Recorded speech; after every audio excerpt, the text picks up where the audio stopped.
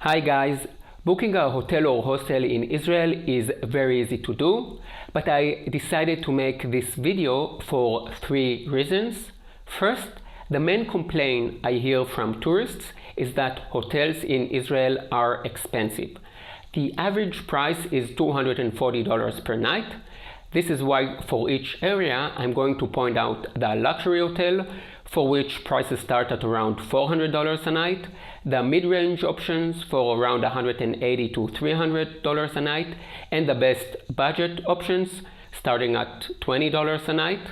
The second reason is that when you sleep outside the cities in the Negev and the Galilee, you can try, and I recommend that you do, different kinds of accommodations such as Chavot Bodedim or Iruach Kibbutzi, and in a minute I will talk about them.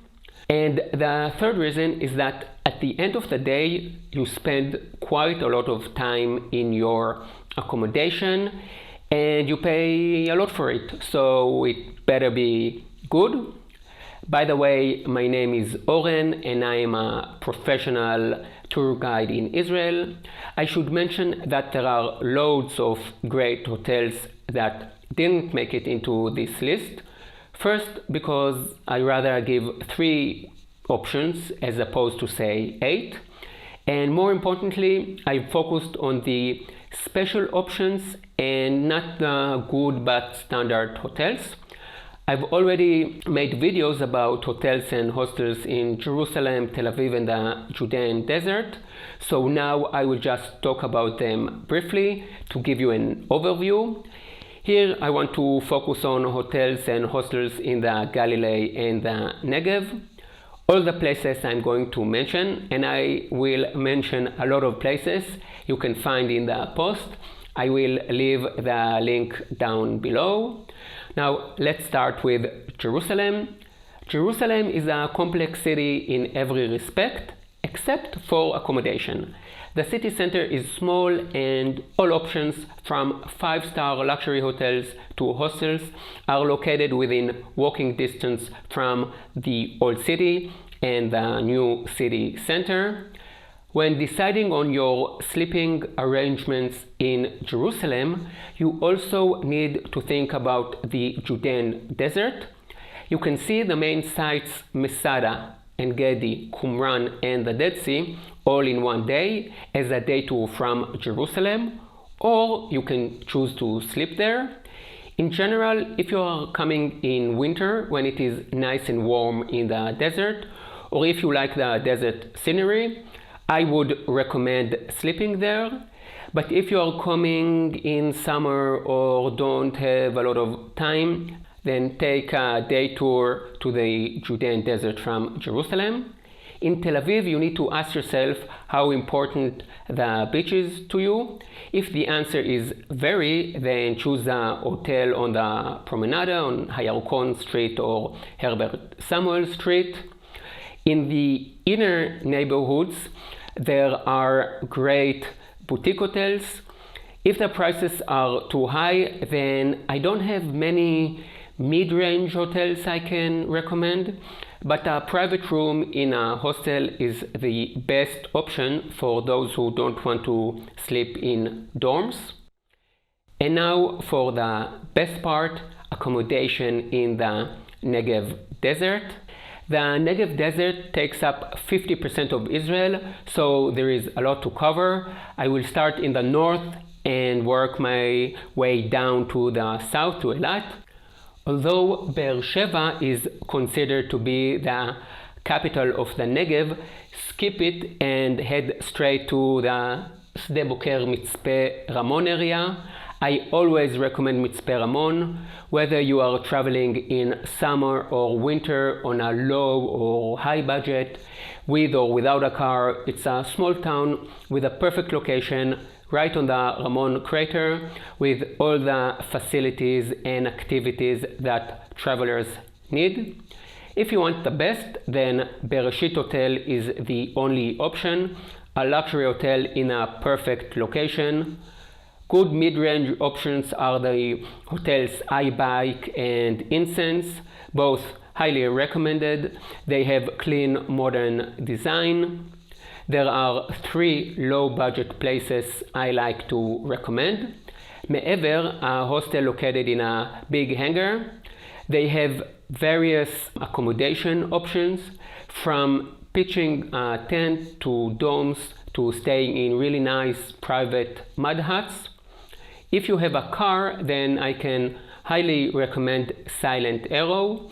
It is located on the outskirts of Mitzpe Ramon, a small place with private domes and dormitory tents.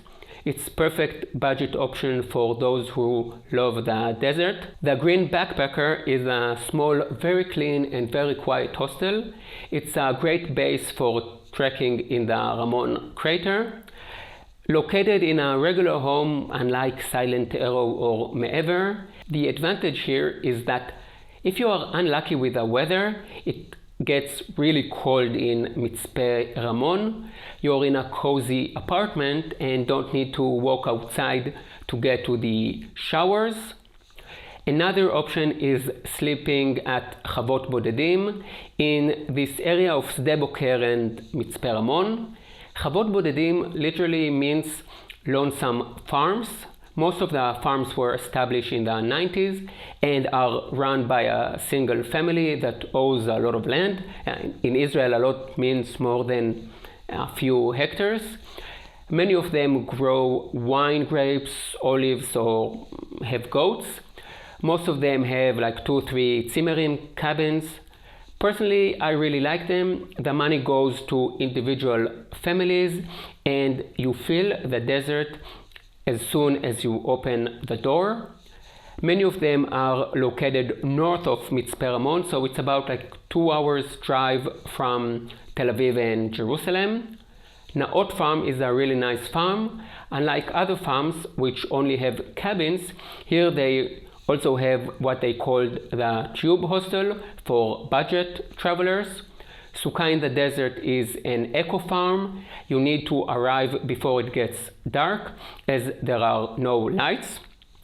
There is no cell phone reception either, so that you don't have any distractions and can enjoy the real thing, the desert.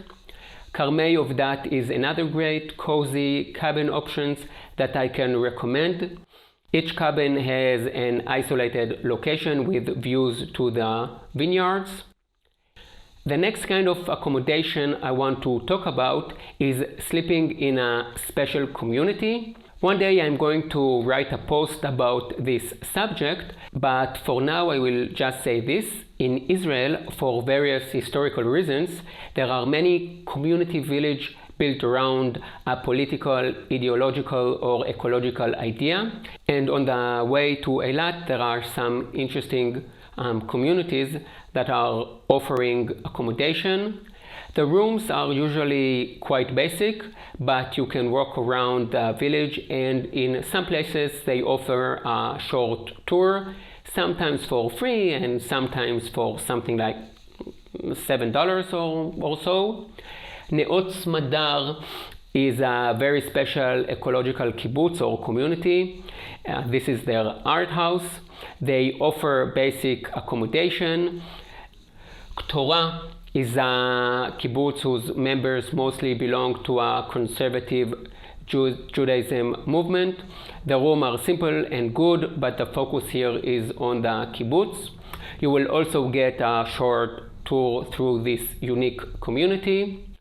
Lotan is a kibbutz that belongs to the Reform Judaism movement and offers educational programs about permaculture and eco-life.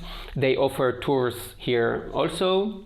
Tzukim is a new village that focuses on art and tourism. I love this place. There are loads of accommodation options, of which I like to recommend the places I know, Desert Days and Midbara, but I think that all options here are good. Eretz Arava is the most luxurious cabins in the area. And now we get to the end of the Negev, to Eilat. I like the sea and the mountains, but the hotels get expensive and full during the summer and weekends. Check out the prices and see for yourself. The high-end hotels enjoy a beachfront location, as you might expect, and offer all the luxury of grand hotels. The top hotels are Royal Beach, Dan, and Harrods. On the mid-range options, my favorite is Israel Yam Suf, which is close to the border with Egypt and would suit those who like to be in nature and near the sea, but be aware that it is harder to access without a car. It's about 3 kilometers from the city center. If you prefer a city hotel that offers good value for money, then I can recommend Israel Agamim, a minute walk from the beach, and you pay half what you would for the first-rate hotels. And now that we've talked about the desert, let's talk about the Galilee. On the way to the north in Zichron Yaakov, there is a special art hotel called Elma. It's a luxury art hotel, so if you are art fans, you should definitely check it out. Another luxury option on the way to the north is the Carmel Forest Spa Resort just before Haifa. If you are looking for a quiet green place to relax, this is it. In Haifa, you pay much less than in Tel Aviv, so you can spend the day in Tel Aviv and head north in the afternoon. I like to recommend Schumacher Hotel and the Colony Hotel. Haifa Hostel is a great budget option with a great location. I really like Acre, Akko. The old city of Acre is small but very interesting, and you have all the options you need. Hotel Effendi is the high-end option, a beautiful house that has been renovated. For the mid-range, there is the beautiful Arabesque Boutique Hotel, and for budget travelers, there is the Echo Akko. I love all three options here. In the heart of the Galilee in Nazareth, I can only really recommend the budget to mid-range option in the old city of Nazareth, Fauzi Azar Hostel and El Hakim Guest House. Otherwise, there are some more guest houses in the old city. If you want to enjoy the views over the Israel Valley, I can recommend the Holiday Village Kibbutz Mizra. Now, by far the best hotel around the Sea of Galilee is the new luxury hotel called the Setai, right on the shore. Kibbutz En Gev is a good resort with cabins offering sea view. In Tiberias, there is the historical Scott Hotel, while for those on a budget, there is the Tiberias Hostel and David Hostel. In Tiberias, you have all the car rental companies, so it's a good place to get organized for a trip to the Galilee and Golan Heights, or even continue to the Judean desert. The best luxury hotel in the Upper Galilee is the Mitzpe Ayamim Organic Spa Resort. Galilion is a nice place located between the Sea of Galilee and the site further up north, Banyas Dan, the northern part of the Golan Heights. Of the kibbutzim up north, I like to recommend Hagoshrim and the Pastoral Hotel at Kfar Blum. In the post you will see I've also written about accommodation in the Golan Heights, and you can find all the links there. If you find this video helpful, please book your accommodation through the links in my internet site. You pay exactly the same, but if it is through my site, I will get a small commission. The only way for me to continue uploading content is to ask you to purchase my booklets, which are great, and book your hotels and hostels through my website. Again, you pay exactly the same. That's it. If you like this video, then please share it and hit the like. My next video is going to be about the timeline of the land of Israel, so subscribe and hit the bell. Don't forget to tell me what you think in the comment section below. See you in the next video, and yalla bye.